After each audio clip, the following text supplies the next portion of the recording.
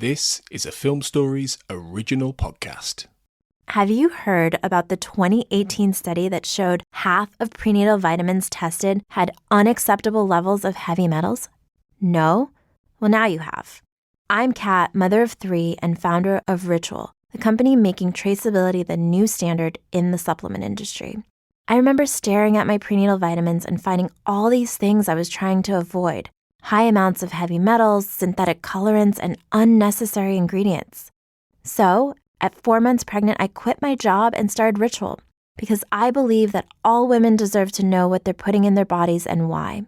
I'm so proud of our prenatal vitamin. The ingredients are 100% traceable, it's third-party tested for microbes and heavy metals, and recently received the Purity Award from the Clean Label Project. You see, we trace like a mother because, let's be honest, no one cares quite like a mother. But don't just take my word for it. Trace for yourself with 25% off at ritual.com/prenatal.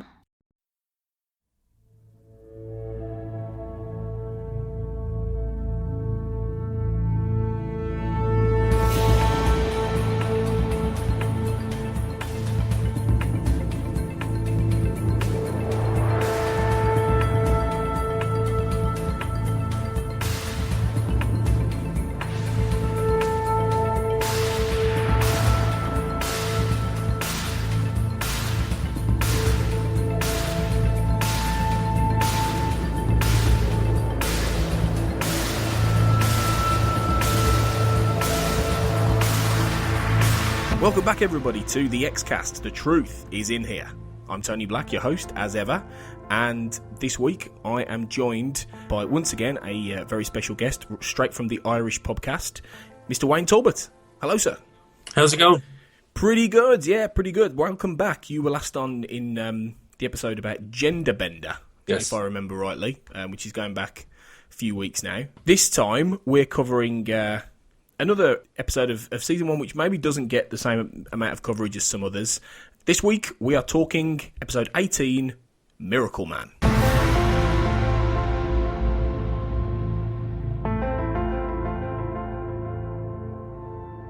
Miracle Man is the 18th episode of the first season of The X-Files. It first aired on March the 18th, 1994, and was written by Howard Gordon and Chris Carter, directed by Michael Lang. The story sees Mulder and Scully encountering a religious healer who seems to have the power to perform miracles.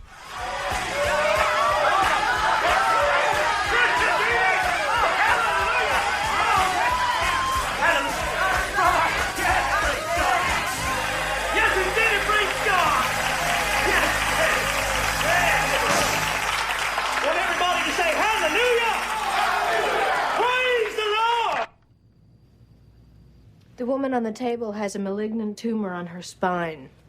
This boy here is going to attempt to heal her by simply laying his hands on her. Where'd you get this? I came in from the regional office in Tennessee.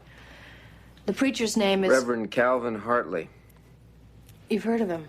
The boy is his adopted son, Samuel. He claims to have found him as an infant lying in the tall weeds on the banks of the muddy Mississippi. Did you know that he also claims the boy brought a man back from the dead? It's more than a claim. The man he saved appears as a regular attraction in the Reverend's tent ministry. The boy's been performing miracles every week for the past 10 years. Twice on Sunday. Well, not according to the Kenwood County Sheriff. Local authorities think that Reverend Hartley and his son are a scam. They've been trying to shut him down for some time now, but without any luck, so they've turned to the FBI to try and get a prosecution. For what, fraud? No, murder. Watch the tape. Lucy Kelly has the cancer. The doctors say it is inoperable. They say it is incurable. But I say to you that what the doctors cannot cure, the Lord can. Yes, indeed, praise God. Because God can work miracles. And today the clear light of God's healing love is flowing through Samuel's healing hands. 20 minutes later, Lucy Kelly was rushed to the hospital. She was pronounced dead on arrival. What was the cause of death? I don't know, but it wasn't cancer. They've requested someone with a medical background to assist local police in the investigation. I know this isn't an X-file, When do we leave for Tennessee? So then, Wayne, out of 10, where would you rank Miracle Man? Is it a wondrous miracle or a dodgy faith healer? It's somewhere in between for me. I think I'd give it around a 6.5 roughly. It's got some interesting character moments, but I think overall the story is quite lacking. I know it's one of when I was looking at it, I was like, I couldn't remember much about the actual episode, so I rewatched it, and I realized why I didn't remember it, because there's very little in it, to be perfectly honest with you. It's a very bland story. I think it tries to be more than the sum of its parts, and I think it fails slightly. It's not really very memorable, is it? No. It's one of them that, I mean, yeah, I've probably only watched it actually 3 times now, 3 or 4 times, and which isn't, you know, in the grand scheme of watching the X-Files, I've watched things tons of times over the years. But for this one, for it to only watch it 2 or 3 times, maybe in the entire 20 years or more, just goes to show how little I've been interested in revisiting it. And you're watching it. I watched it, I think, about a year ago when I did a season 1 rewatch, and it had been absolutely ages since I'd revisited it before then. And I remember just going, I'm bored. I'm really bored. Yeah. And I mean, I would give it, personally, I would give it a 4. I just think it's... Yeah. Like you said, it has got some ideas. It has got some interesting ideas, and it does cover something that is ripe, really, for the X-Files. You know, miracles and faith healers and all that kind of stuff. But it's just so plodding. You know, when you put it next to certain other episodes, even ones we've covered so far, it just seems to take forever to go not very far, really. Yeah. Well, like, I mean, it started off interesting. Like, I thought the opening sequence was interesting enough, where you see Samuel bringing a charred corpse back to life. And that actual charred corpse, that character, his actual attire in the show was probably the strangest thing about it. He looked like a kind of a weird carry-on version of the Nazi from Raiders of the Lost Ark. And it was like, it took me out of the story, to be perfectly honest with you, but he has a brimmed hat and his dark sunglasses, and he's walking around in his cane. It just stood out to me that, like, you know, if there was going to be a bad guy in this episode, it was going to be him. Yeah. You know, it was like they telegraphed that from the start. But yeah, no, I mean, it had moments. I mean, I thought I put it up against, like, it was like a role reversal of Dana Scully's story from Beyond the Sea, where she was talking about her faith in the death of her father, and this one seemed to be more like it was Mulder's turn to look at faith because of the involvement with his sister. But I think overall the actual story of it was quite weak. There wasn't much there really at all. I mean, it could have been easily resolved within a 20-minute like mini episode or something. It wasn't really great overall. The characters weren't that engaging. Like, Mulder and Scully do very little. They don't really have much investigating apart from wandering around the rooftop of a courthouse following an incident with grasshoppers. But there's very little after that. It all just falls into place neatly at the end, and then on they go. Yeah, exactly. It doesn't really feel like there's much dynamism to the whole thing. It seemed to be a fairly good creative process, though. It was the first episode that Howard Gordon wrote without Alex Ganzer, who'd left the series to spend more time with his family, although he, as we said in a previous episode, he did come back subsequently briefly. And Carter says that he remembers Howard came to my house and he said, "Help me out." So we went to my living room and put up this bulletin board, and in a matter of hours we came up with this story. Then Howard and I split up the scenes. I probably wrote about 45% and he probably wrote about 55%. It was a blast because Howard and I had never written together before. We had a great time, and I think it set the tone and laid a foundation for what is our relationship in the second season, I think, with Mulder and Scully and things like that. And Howard Gordon said that, you know, we had a lot of fun. It was one of those times when we were rushed and in crisis, and we wrote it fairly quickly. Now, they're spinning it as quite a positive. I personally think it kind of shows that they were just, their backs were maybe a little bit against the wall. Howard Gordon was stuck, and then they they cobbled together and created something that was just a little bit of a damp squib, really. Very much so. And I think there was also studio involvement as well. There was particular scenes that were shot that had like religious symbolism, like the character of Samuel, who was the faith healer, the kid who was able to lay on hands and heal people. He gets charged with murder and put in prison, and there's a scene where basically the local sheriff's guys beat him to death, supposedly. And there was meant to be a shot of him done up like strung up crucifixion style while they're beating the crap out of him. There was iconography that was cut, and Fox didn't want it in the show. So I think they were met with that as well, which probably diluted any impact the episode would have had in the long run anyway. Yeah, well, that makes sense, because in a way, you kind of... I know I came out the episode thinking I think there was a better story in there than what they managed to pick out, and a better idea than the finished product. You know, and that's been a recurring problem with a lot of the first season of this show, actually, in that you have had episodes where... And we've talked about this on the X-Cast before, where you have a really good idea that they don't really know what to do with. And it happens more in season 1 than a lot of the other seasons to come, actually, which is a good thing. You know, it's very much them finding their feet. And, you know, the reality is if all of the second season had been like the first season, it may not have got a third season. You know, you know what I mean? Actually, yeah. But yeah, it is a bit of a mixed bag. And... even though they enjoyed it, I don't think we maybe enjoyed it as much as they did writing it. It was definitely, the process of putting it together was probably more enjoyable than the process of watching the story unfold. Yeah, which is unusual. and it's supposed to be the other way around, from what I know. I mean, I know that there were moments, like, I mean, Scully, this is the first episode we get to see Scully do an autopsy. Yeah. This is her first autopsy on the show, which then happens more and more often later as the show goes on. Wow, I didn't actually know that it was her first one. No way. As far as I'm aware, that's the first autopsy she does on screen.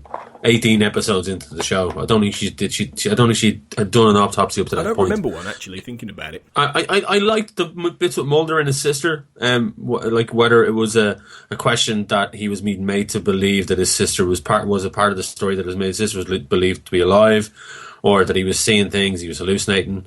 Was Samuel influencing him? Was Samuel actually touched by God? Because there is a scene later in the episode where there seems to be a spirit of Samuel that comes back, but it's all quite ambiguous, as usually as it is. Like it's a lot of stuff left open ended. But I mean, I thought it was good, and like obviously that part of it was good. But Mulder's thing about his sister, which obviously will become bigger and bigger as the show goes on. But yeah, just again, not to rag on it too much, but I mean, there was better episodes before and after it that kind of you forget about this particular one because, you know, better things came along. Well, you know what's interesting? I recorded later episodes of the X-Cast before we've done this, and in one of them I mentioned how Samantha hasn't been mentioned for like about 10-15 episodes, and then I watched this and I thought, that's not right then, and I'm going to have to edit that out. But I'm not going to. I'm actually going to keep that in because... Yeah. The simple fact is I'd forgotten about this. I'd forgotten about this entire subplot with Mulder and Samantha. And that just goes to show how little impact it registers. So for me to actually completely forget that she'd been talked about is quite a key thing, really. But yeah, we'll get into this a little bit more as we go on. So let's use that as a jumping off point and talk a little bit more in depth.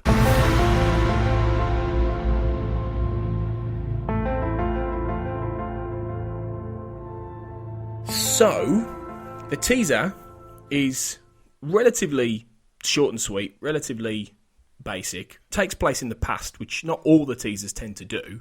Usually there's an inciting incident in the present day, which gets Mulder and Scully involved, but that's not quite the case here. This one is, as you mentioned, Samuel healing the charred corpse of who we'll come to know as Vance, Raymond Vance, later on.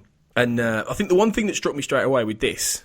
apart from how it was quite a creepy moment with the charred hand reaching up and, you know, back from the dead, was how well did they cast that boy in terms of the likeness? Yeah. I thought he looked just like Scott Bairstow, who played Samuel as an adult. Yeah, no, it was. It was a nice bit of casting, and the kid was also suitably creepy as well. Ever so he had this creepy look about him, like his eyes. He was just the way he was just laying on hands and praying. And it was just, he seemed like a real creepy horror kid. And I thought that was a nice touch. I thought that was actually a really nice way of introing the show, rather than having it something that happens in the future. Like you said, it's something that happens in the past. And I thought that was a nice way of bringing it in. Definitely, yeah. It was an interesting teaser. You know, it establishes the three key characters, really, doesn't it? You know, in Reverend Hartley, Samuel, and Vance. But it's you get the immediate sense though that the boy is being manipulated by the Reverend, you know, don't you? I mean, him being there when he's raising the the dead as such. Yeah. Immediately you've got that relationship there, haven't you? Yeah, and I actually thought that was a nice when the story eventually resolves itself to a point. It's you instinctively, like, I don't know, maybe you do now in this day and age, but you instinctively distrust the Reverend. Straight away. You think this guy has to be a fraud or a hacker, has to be something. He's getting something out of this. He's not doing this based solely on belief. And you're expecting him to be a much darker character than he is. And that tease, that opening, it does give that thing, because he's very much like a commanding kind of character that is telling, like, say, the officers on the scene, the firemen, that, like, you know, let the kid try, because, like, what else is going to happen? If he's already dead, he's dead. But he seemed suitably creepy as well, so it had a slight ominous twist to it. But then, you know, and as the story goes on, then we get to see that character in a different light as well.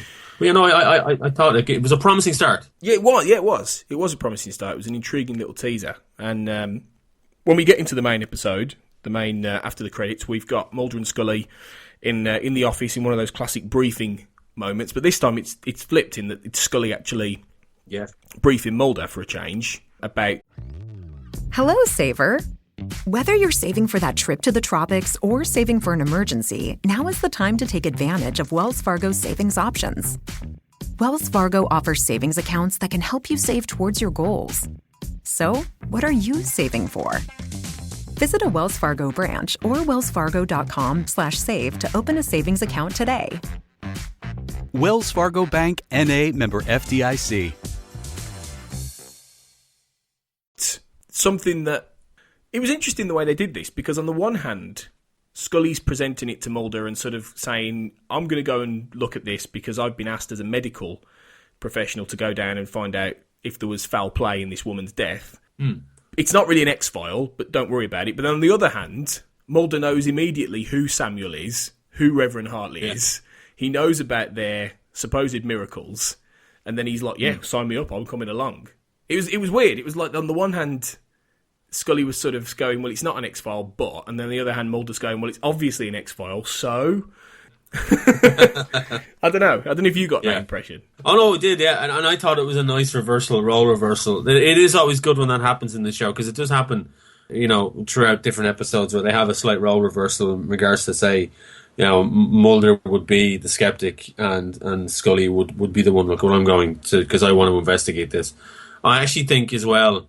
because of the religious side of Dana Scully, there's that aspect to the character as well that I found interesting. I wanted to believe that was also another reason why she was going to investigate it. But I thought, I liked the fact that she was the one shown in the video, and Mulder was like, well, in fairness, he was feigning ignorance on it, because obviously he knew what the story was with the character.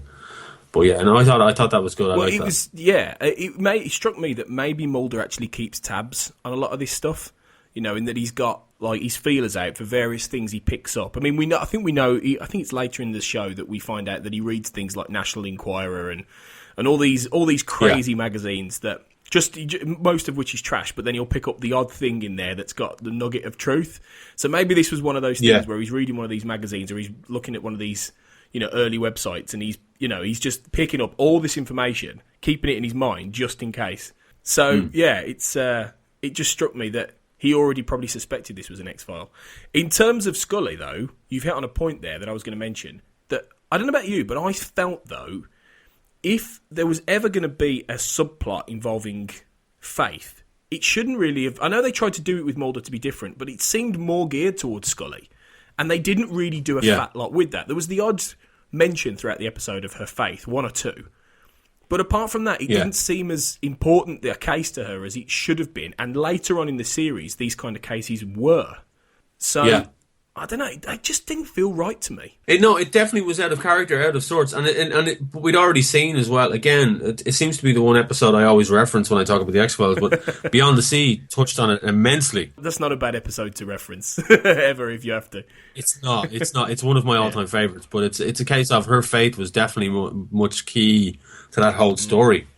And yet, I found that this was trying to hit on similar points, this episode, but it was like the writers were trying to hit on the points, but then forgot about the fact that they were trying to hit on those points, and didn't let Scully be the doctor and the believer it was just a case of it was Mulder who was asking questions. This is why I think it was a role reversal in that regard, believing, like with the faith side of it, that Mulder is not a believer, but he was questioning whether he should be or not because of what Samuel was doing and what he was seeing himself, which he knew more than likely to be impossible, but was willing to ask Samuel, is it true? Or is it a trick? But yeah, I mean, I think Scully was very much sidelined in this one. She got to ask a few questions. She treated, I have to say, she treated the Reverend and any of those people, obviously, with a bit more respect than what Mulder did. And I put that down solely down to her religious beliefs as well. I think there was an element of that they were still figuring out, from a creative standpoint, what the religion meant to Scully and how much they would push that. And obviously later on in the series, it gets pushed a lot more when they realise they can actually do X-Files around her faith. And not just to have it. Yeah. So, you can understand that, again, it's you make certain concessions for season 1 because it is early days. But it just felt like slightly the wrong story. It was interesting in that Gordon, talking about the concept of Samantha being involved, he said if it was going to be an episode about faith, every time we talk about faith, a good subject is Mulder's sister. We thought about what would be a way for this story to directly impact on Mulder. What if he comes into contact with the character who has this gift, this power, who can look into him and see what's in the deepest part of his soul? It was an opportunity to revisit that. Could this guy with his power tell Mulder something he didn't know? It was another piece in the sister puzzle. Chris and I were wondering, is this thing going to work?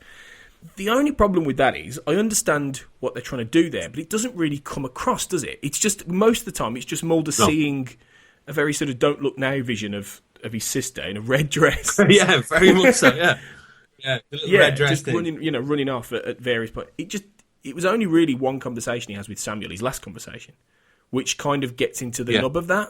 It just felt like it could have been a little bit, if they were going to do that, it could have been a little bit more clear, perhaps. I don't know. Or I don't know. Yeah, I mean, I think that's my main gripe with this episode, is that it just seems to be a lot of lost opportunities or missed opportunities because they were pushing a storyline and then all of a sudden it would just go in a completely pointless direction. Like, I mean, and I felt that Samuel was quite schizophrenic as a character in the episode because, like, as you said, when Mulder was asking him questions, he was quite, like, Mulder wanted to, test and see if it was real or not. But I found Samuel in those situations to be quite dark as a character and quite resigned to his fate overall. But when he was doing the faith healing, laying on of hands, he was a completely different person and seemed to believe in everything that he did and didn't question it. Whereas in the other situations, he did. I don't know. I mean, whether it's the fact that maybe they were reading off because Carter did one part of it and Howard did the other part of it, like in different scenes. Maybe the characterizations got mixed up or something. I don't know. I just felt severely that was the case in some points in this. It was a little bit undefined in that sense in terms of what he was. Yeah. No, I agree with that.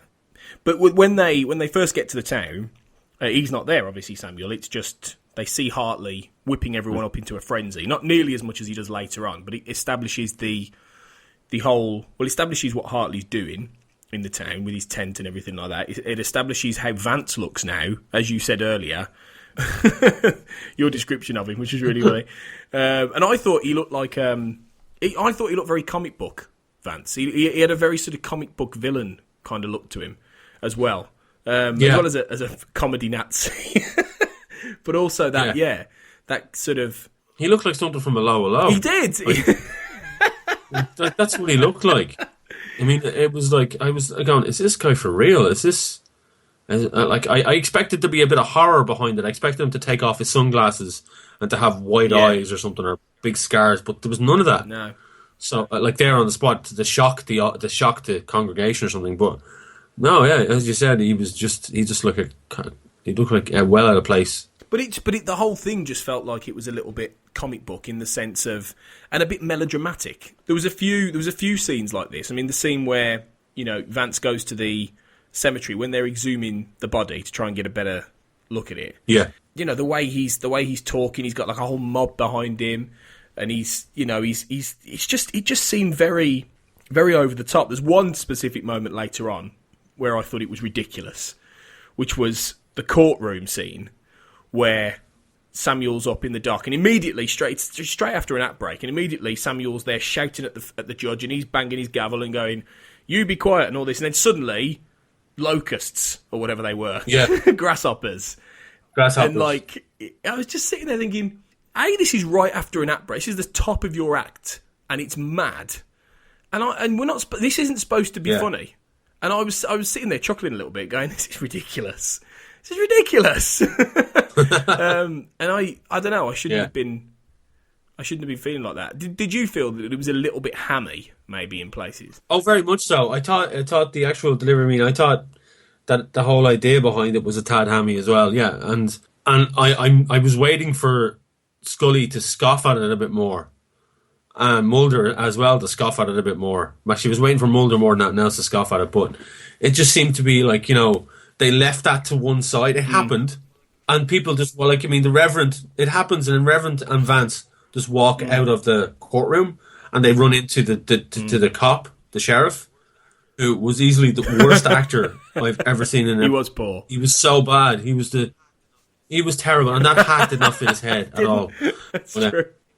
Like he was just. It was like they had cast a different actor, and then he had to leave or something, and so they decided to bring the guy off the food truck in and just put him in the outfit. He was quiet in most scenes, and any scenes that he had a line to say, it was just like, really? He was supposed to be an important character in the sense that one of the reasons that Scully's there is because he suspects that Reverend Hartley is creaming money off people, and running a big scam with money that he says at one point, we could spend on schools and all this kind of stuff. And that he's got people like the coroner in his thrall. So he's on the case. He's trying to, like, ultimately, although later on we find out he's a bit bent as well, but in terms of what he does, but he's trying to expose Hartley. So you'd think he'd be a little bit more dynamic, and again, use that word. Everyone seemed half soaked in this, unless they were either half soaked or they were really hammy and really melodramatic, or that the director Michael Lang just turns everything up to 11, or really there's an element of cheese, like the scene where they meet Samuel in the bar. It's the most bluesy bar I've ever heard. It's like in the background, it's and he's there, and you've got they all speak with that deep south kind of thing going on, all that. And I'm just there going, this is just a little bit 80s cop show, which it does veer into sometimes this season. It does, yeah. I suppose it's early 90s, late 80s stuff. It's kind of, it hasn't found that like kind of middle 90s feel yet because it hasn't reached it. But yeah, this episode in particular suffers from that. It's like a really bad episode of Law and Order, or a little bit, where it's like they're hitting all the stereotypes and all the cliches bang on the head. Yeah. So like you said, when they go looking for Samuel, they find him in a bar, and he's drunk, and he's cursing his gift, and drinking whiskey, drinking whiskey, and then he does the premonition thing about Mulder and his sister. And Mulder's freaked out, and he's like, "How do you know all this?" And it's like it's a tad forced. You know what that reminded me of? I don't know how familiar you are with Star Trek, but it reminded me of Cybok in The Final Frontier, where he goes, "Show me your pain. I can feel your pain." I was like, at what point are you going to do a mind meld on Mulder? Yeah. It just Mulder did. comes up and goes, "What does God want with a spaceship?" But yeah, you're right. Yeah, very much like that, like Cybok, like the whole let me share your pain. Yeah. It was, and it's a really, I mean, I do actually quite like Cybok in that film, weirdly, but it's a cheesy idea, Yeah. And it's so on the nose that it doesn't ring true. Nor does after the courtroom scene where it all goes a bit loopy, when Scully tries to explain that away. I don't know if you remember what she says. She says, "Oh well, this is an area full of kind of grasshopper life forms," and Mulder goes, "That not in a courtroom." I thought it was one of Scully's flimsiest sort of explanations for something that is clearly hard to explain. Yeah, and it just made me laugh because you're with Mulder going, "Oh come on, Scully." Yeah, it was definitely grasping at straws, and I'm sure Gillian Anderson had problems acting out that scene because Scully did not look like a a doctor at that stage, a doctor and an agent. She just looked like the bimbo companion who was meant to ask the silly questions.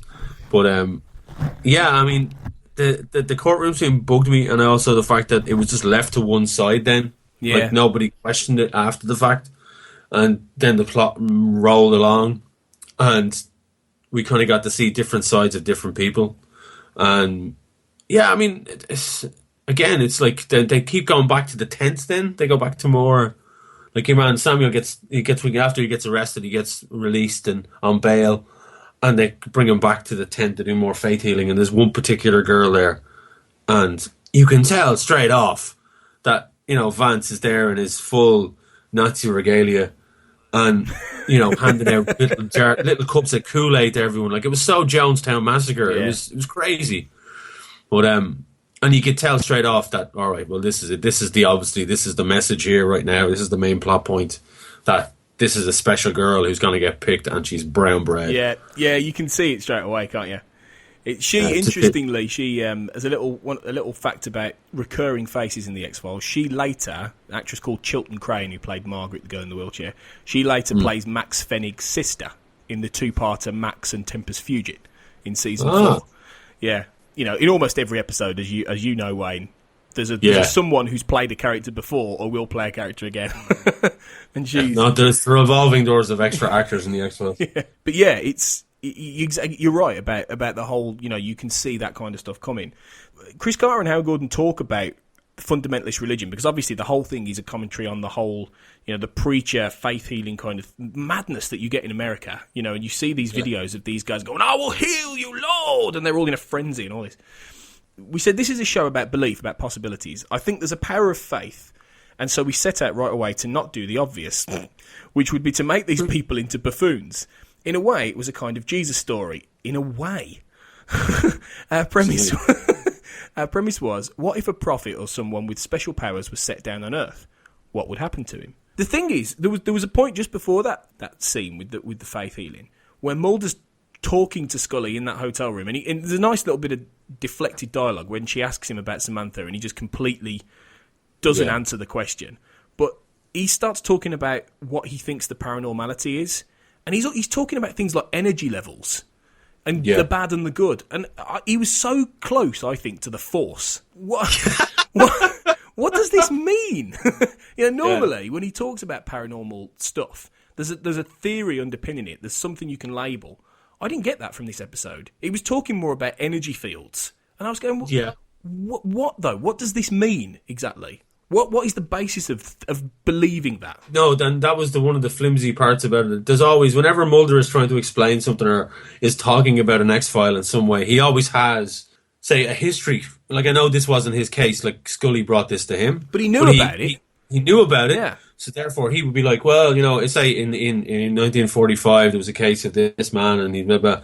And he'd always have those history case files where it was like, this type of stuff has happened before and people can't explain it, but this is what I think it is, this is what some people think it is, and so on and so forth. With this one, it literally was a case of he was there, but he wasn't really, he was half invested in the main plot. He was more interested in, obviously, in his sister.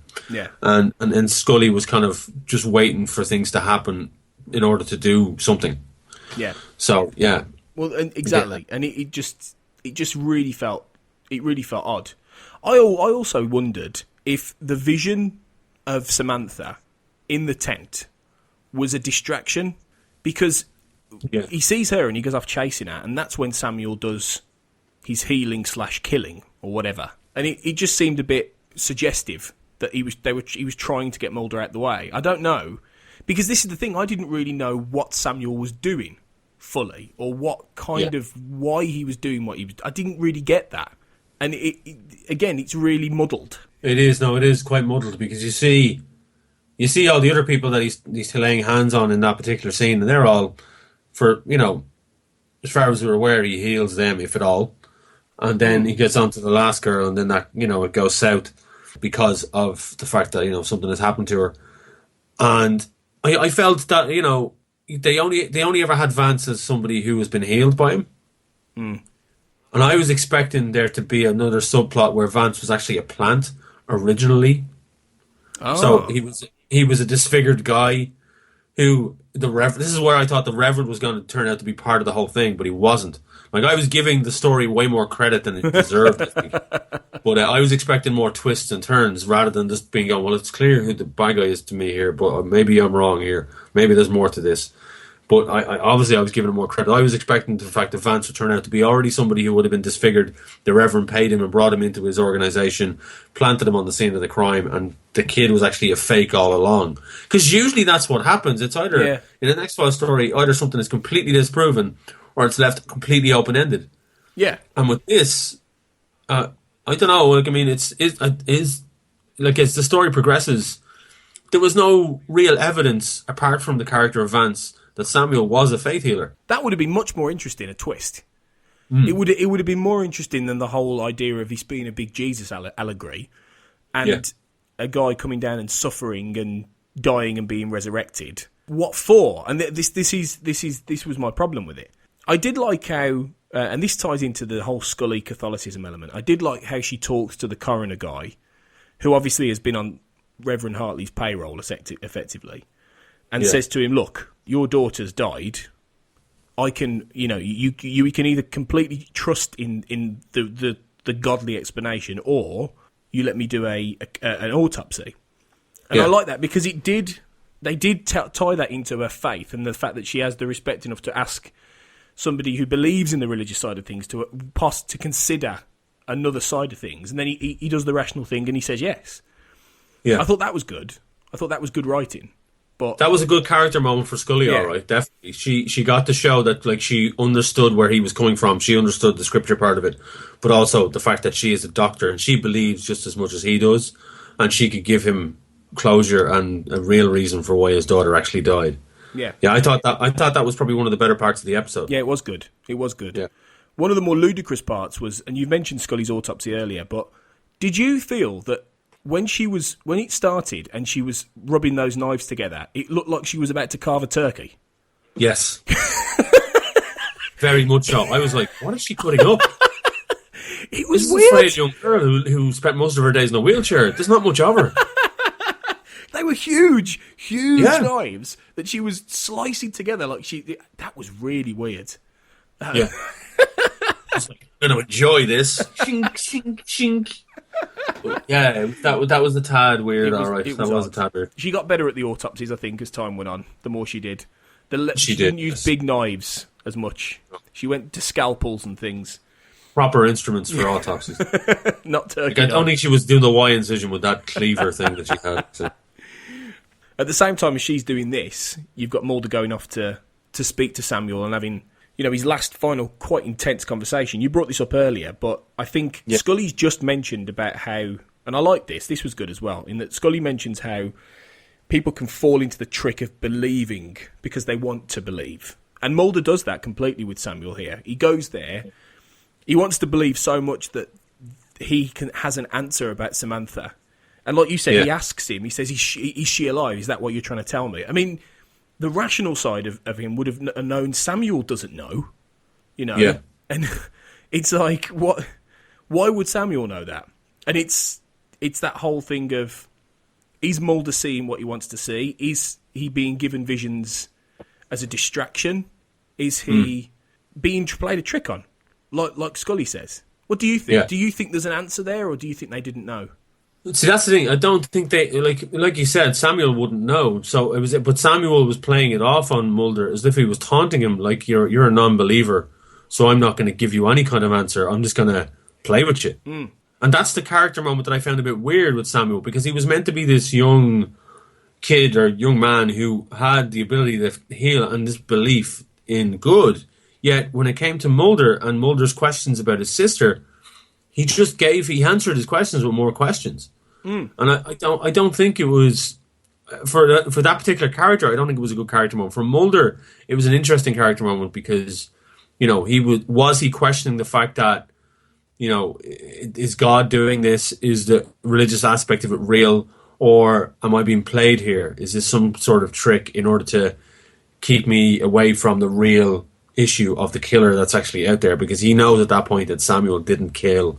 So he's like, the scene was interesting, but I think it was also, it could have played out a bit better in regards to the way Samuel's character was portrayed. And that's where I personally believe that's where one of those moments where one of the other, like the writers were writing separately to each other, and that one particular character moment, it made it into the episode, but it was a bit off for that particular character. But I think, I think Mulder at the end of it wanted to believe something, but it definitely wasn't going to be the religious aspect of it. No, exactly. And I'm all for Mulder believing and being led by people and actually, having that side of him corrupted. I think that's great. And when that does happen in the show, it's really good. But it just didn't feel like the right kind of corruption. And it always worked much better when he was buying into the belief of conspiracies or people like the Smoky Man and all this kind of thing, where they're actually telling him things he wants to hear, showing him things he wants to see, and he buys it. Like in season 5 when Smoky Man gives him back his sister, and it's not her obviously, but Mulder's so ready to just envelop her and invite her in, and then she's the one who backs away. Otherwise, he would have, and obviously we'll get into this much further down the road in the X-Cast, but he would have accepted that she was his sister without question. Yeah. And, there's things like that. It just didn't feel like the right episode to do that, this one. And it felt a little bit like a lost opportunity when it could have been weaved into maybe even more of a conspiracy episode to make it even more interesting at this point. But you mentioned, obviously, earlier about how there was a lot of network interference and the following scene, which is Samuel getting beaten to death. And consequently, you do have the religious, silhouette of the Christ. Yeah. But it doesn't sell the idea that he's been beaten to death, I don't think, does it, in the final cut? No, it doesn't. No. You just think these guys are going to give him a workover. That's it. That's exactly like the one I was watching. All right, just going to beat the crap out of him. Okay, fine. But then it's like, oh no, he's actually dead. You're like, what? Oh, okay. Yeah. Yeah. So. Yeah, and then like following that very brief head kicking that he gets, you go to the scene where it's the sheriff telling Mulder and Scully that he's dead, and there was an altercation and he fell and blah, and delivered with such terrible acting ability and bland lack of reaction. It's just like, oh, okay, fair enough. And then the Reverend and Vance turn up. And the Reverend is the most passionate you've seen anyone in the episode so far about the kid, and you feel sorry for him because you can see that he actually did care about him. He did treat him as his son, and he did want him to be okay, and he wanted him to be able to continue doing what he was doing. And that's when that happened. I was like, okay, well this guy obviously is not part of the bad part of the story. He gave a damn about the kid. So. And then, of course, creepy comedy Nancy Vance steps in and is all like, come on, we have to go tell the congregation. And then off they go, and then you see Scully as well. Scully gives her condolences and very heartfelt as well, I think. Oh yeah. She's definitely, she's not faking that. No, I think though that you've hit you've hit the nail on the head here when you said that it's just really sort of delivered in a kind of flat way. The rest of this now, it was really weirdly paced for me. I just don't feel like it was any kind of traditional conclusion. If anything, the pacing seems to go down, and it becomes a very really dragging sort of connect the dots of a basically a murder, poisoning case where you've obviously find out that Vance was lacing things with cyanide. And you've got these really dull scenes where Mulder and Scully are looking for an explanation and going onto a rooftop and things like that. And you're thinking, oh my God, how is this so boring? Yeah. And then it only becomes slightly more interesting when you see Samuel and he's got this weird glow around him when he comes. Yeah, he's got the Force aura glow. He looks like Obi-Wan from The New Hope or something. Or from Empire. The Force Ghost. That's what it is. Like, yeah, he's a Force Ghost. He's like telling Samuel he needs to go to Dagobah. But that's the thing. Like, it's a case of, like you said, we revisit the locusts or the grasshoppers because they go to the courthouse looking for clues. What has that got to do with the murder? Yeah, like I know they went there looking for clues and they find the grasshopper and stuff like that, and they go up and they go look at the roof, and it's obvious that somebody dumped thousands of grasshoppers into a ventilation shaft. I would have thought that when I was in the courtroom looking at them coming out of the ventilation shafts, that somebody had dumped them in there. So I think the fact that they take half the episode to go back and look into that as any form of evidence. But they try and shoot that. This is the thing. They try and shoot that scene to make it look weird, you know. And then you have Scully come up with an explanation that is a bit ridiculous, and then Mulder goes, well, no, it can't be that. But then at that point, they don't go, well, they've come out the vents. You know, and it leaves you thinking that this is all, you know, God's weird work until the end, when it all kind of becomes much more of a procedural cop thing, and you're like, oh, okay, so you've got the weirdness of Samuel's Force Ghost, and then obviously at the end he walked out of the, you know, the morgue, and he's alive, he's the risen Samuel. Yeah. But apart from that, you've just tried to layer in some atmosphere with a big storm when he comes to see Vance, and Vance having a very sort of, oh, he believes me, death, or whatever he says. Yeah. And then Scully does a nice little connect the dots field report when they struggle to articulate the plot, they just wheel in one of these and then go, well, just explain it all for the audience. But it doesn't really have an ending. It just feels like it's just connecting the dots up, so you need to know what you need to know by the end without any real punch. It's like, I think I remember looking, there was like 42 minutes in, there's this really sort of flat scene where Mulder just talks to a morgue attendant about what she saw. That feels like something you get in 5 minutes in at the start. Yeah, and I was like, very much so. Is this the ending? Really? This is it? Yeah, I was expecting to get like the start of the Incredible Hulk or something, like, you know, where Samuel's walking along an empty road, hitchhiking, and you just hear like, like that's what I thought the ending was going to be. That would have been good. Yeah. But like, even on from, like, it was weird. Like, I felt like some of the scenes were actually out of place in the story because they should have been earlier. Like you said, that one should have been 5 minutes into the show. Like, I think if Samuel had died, and that would have been the plot where he would have been dead, but he's been seen about the town or something by people. That's interesting. But also, the fact that the sheriff at that point goes, this is a load of horse shit, and leaves, and then goes back home to his wife who has arthritis, and he ignores everything she says because it's like I don't know whether he feels guilty or something because Samuel wanted to help heal her. This is a plot point that was dropped in a line earlier, that Samuel wanted to help the sheriff's wife and heal her from her arthritis, but the sheriff wouldn't allow it. And he goes off home, and then just before the episode ends, you see his deputy come knocking, saying that the district attorney wants to talk to him about Samuel's death, even though at this point we know there's no bloody body and Samuel's gone. Yeah, there's no way they could really prosecute that in the end, really, surely, would they? Because if he's not there and there is suspicion he's not dead, then there's no body of proof then. Yeah. But like you said, it feels like they missed a whole trick by having the whole element of, you know, healing his wife. And yeah, I get the idea that he feels guilty because, like you said, he could have done something to help his wife. Yeah. But that doesn't feel like the right payoff. You know, there's a lot of things that don't feel quite like the right payoffs. It's like they chose the story paths that don't work as well. So, and then when you forget the final moment where Mulder basically admits that he thinks he saw Samantha because he wanted to, and that's in a way that's the arc of this for him. It's very much a case of, you know, he shouldn't be so quick to believe and see things he wants to see, but then he sees her again, and you're like, well, all right, what are you trying to say? What are you trying to say? Is it this idea that he will always see her, that he will always believe, and that he'll always be looking for her, which we know? Yeah. Or is it that someone's still fucking with him? I don't know. I really don't know. Yeah, it is hard to tell where they really wanted to go with that whole point. Like, at least the last time when he sees her, he doesn't freak out. Yeah. Yeah. You know, and go off running off into the town trying to find her. Yeah. But yeah, it was so up in the air. It was so all over the place, and just like, you know, is Mulder seeing things? Is he going crazy, or is this just a plot device that they're trying to make it seem ambiguous? Who knows? But yeah, it was a weird way to end the episode. I felt didn't really work.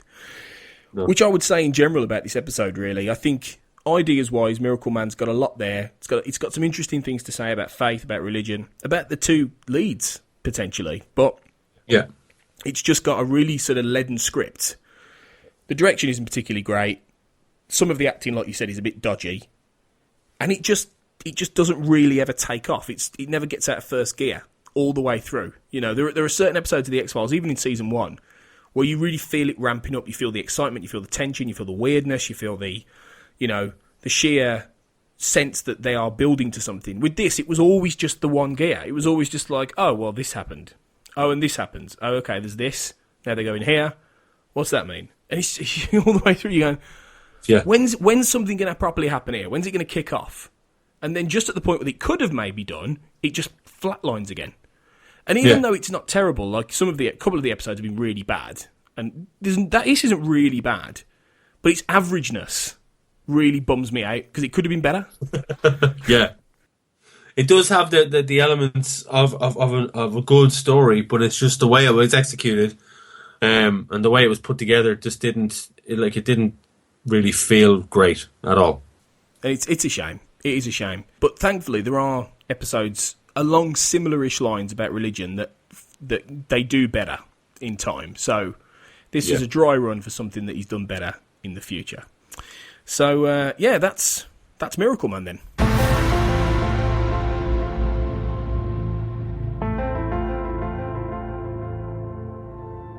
Okay, for our next segment, I'm going to ask you, Wayne, about our specific paranormality of the episode. So I'm going to simply ask you, Wayne, do you believe in miracles? No. Done. I think miracles are just. I think the overall idea of a miracle, particularly in this sense, say of laying on of hands, I think it's all poppycock. I don't believe in I think there's no such thing. I think it's people taking advantage of less. I don't know, more not so much gullible, but somebody who's looking for something in life to fill a hole in their life, and they're looking for something to just work, and they see it as a miracle. So no, I don't. I'm not a believer in it. I'm an atheist. So I mean, at the end of the day, that's never going to be a case for me. I don't believe in holy miracles. So well, I was actually going to ask you if you were a religious man. No. So yeah, if you're an atheist, then it even goes against that. The very definition of miracle is described as an event that is not explicable by natural or scientific laws. Such an event may be attributed to a supernatural being, a deity, magic, a miracle worker, a saint, or a religious leader. Informally, the word miracle is often used to characterise any beneficial event that is statistically unlikely, but not contrary to the laws of nature, such as surviving a natural disaster, or simply a wonderful occurrence, regardless of likelihood, such as a birth. Other such miracles might be survival of an illness diagnosed as terminal, escaping a life-threatening situation, or beating the odds. Some coincidences may be seen as miracles. And that's something, with all the most famous miracles that you hear about, quite a lot of the religious ones that go back to the supernatural ones that go back to the Bible, people being healed, the very idea of what Jesus did, Yeah. All the miracles he did, turning the water into wine, and Moses parting the Red Sea, and all these things. Even the ones that are attributed to modern day, you do have a lot of talk about when the Vatican classify what a miracle is, and you go, well, how can you classify anything? Yeah, yeah. It's really interesting. It seems something you can attribute to so many different things that there's no way to. Obviously, with religion, there's no way to prove any of it, but there's no way to prove it, is there? There's no way to prove what a miracle could be. No, there isn't. I mean, and it's like the list that you gave there, the descriptions and stuff like that. Sure, defying the odds is always a thing. Coincidence is always a thing as well. I just think the idea, in the sense of, say, what this episode covers is a miracle. I think that type of stuff generally seems to be just people taking advantage more so than anything else. So, in the regard of the way it's done in this episode, definitely I don't believe in it. I've seen many a story where people have beaten the odds and they have, overcome great strife or illness or whatever, and I put that down to the human ability to be able to overcome those things, and also the intervening power of science and the medical science and stuff like that. So, yeah, I mean, I'll be the Scully in this situation. I think there's always a logical explanation for that. So. I think that's a good way of looking at it. This is obviously, again, it goes back to faith and belief and what you believe in. Everyone, people will listen to this. Some people will be religious, some people won't be. Yeah. Obviously, it's all down to what you believe, really. But it is. It's an interesting one, and in terms of this, they do get into this area again in the X-Files. So it'll be interesting to revisit it down the line. Okay, so finally, then we're gonna go into the quiz, the X quiz. Which I'm sure you've been looking forward to no end over the last few weeks, Wayne. Oh, yeah. It's what most people live for. So I'm going to ask you 5 questions and a quote from Miracle Man. So are you ready? Yeah. Brilliant. Let's do this. Okay, question 1. What is the name of Reverend Hartley's church? What the heck is it? I was looking at it and I was like, oh, I can't remember. I'll tell you. It's the Miracle Ministry. Miracle Ministry. I should have guessed that one, really, shouldn't it? It's one of them, though. It's right in your face. It doesn't always Yeah. register. Where did Reverend Hartley claim that he found Samuel? Where did he claim he found him? He tells the story at one point of how he. He how does. found They're sitting Samuel. down. They're in his office, and he's talking about them. Again, I can't remember.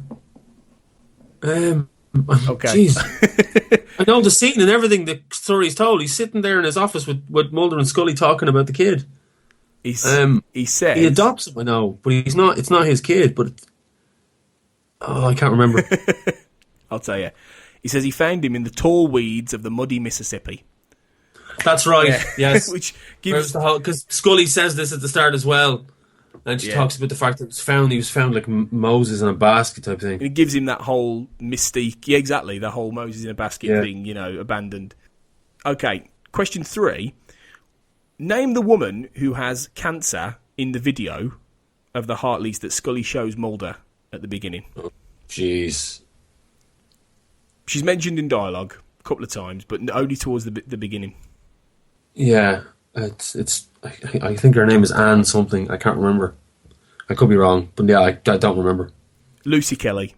Lucy Kelly. Jeez. Sorry, I think my These are questions tough are really ones. hard. Well, that's a tough one. That's a tough one. Okay, question 4. Going back to the tent. What is the slogan on the side of Reverend Hartley's tent? It's Samuel Heels. No, it's not. No. Well, that is one. That is one Yeah. of them. There's another one that is on the tent. Oh, I don't know. It says, "Come as you are, leave as you always wanted to be." Oh, On there, okay. but I'm sorry.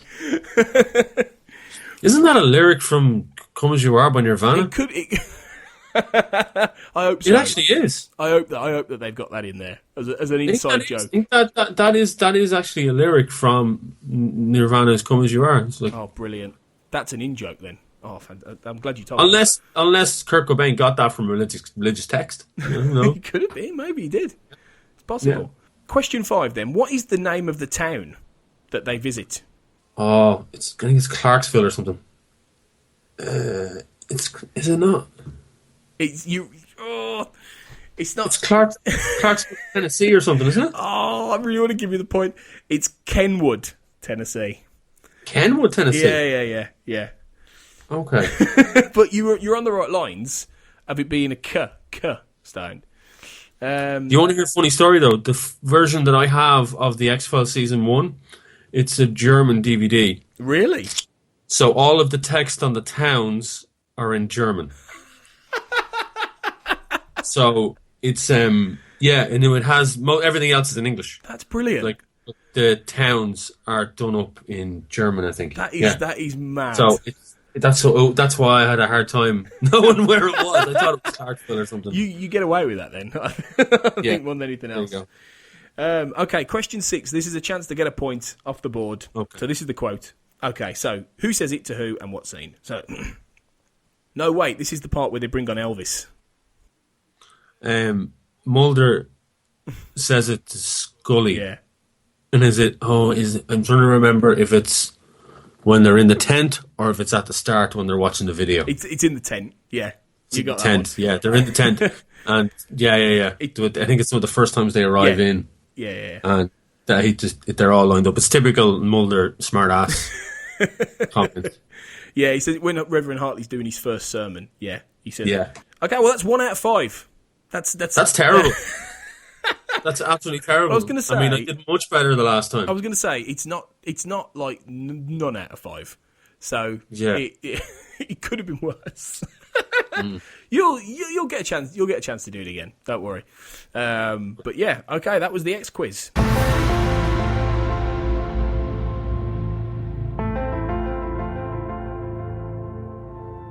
So that brings us to the end of Miracle Man. Just leaves me to thank you so much for coming back on again, Wayne. It's been an absolute pleasure. Thanks for having me. It's always good fun. Oh, cheers. Yeah, you'll be back, hopefully, all going to plan for a few episodes in season 2.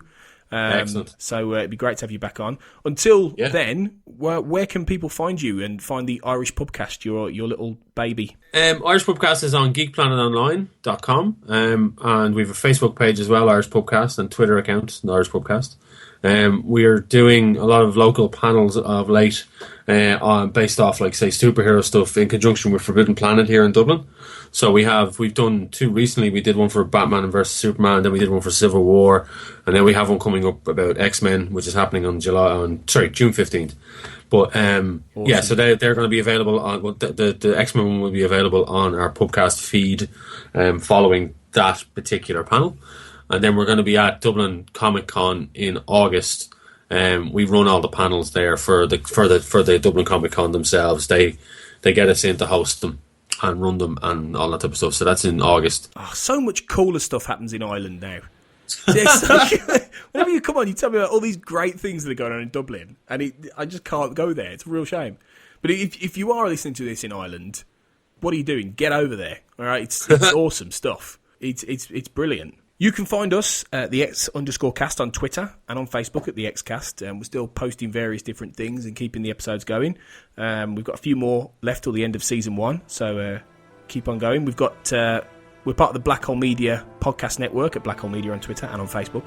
Look us up for other podcasts about film and TV and various different things like that. And we're on iTunes. Subscribe, leave us a review. That'd be lovely.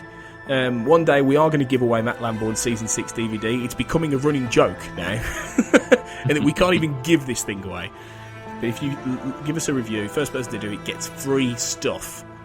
So, what more do you want? So, one more thanks, Wayne. Cheers for coming on. No problem at all. We'll see you soon, guys. But remember the immortal words, as ever, trust no one.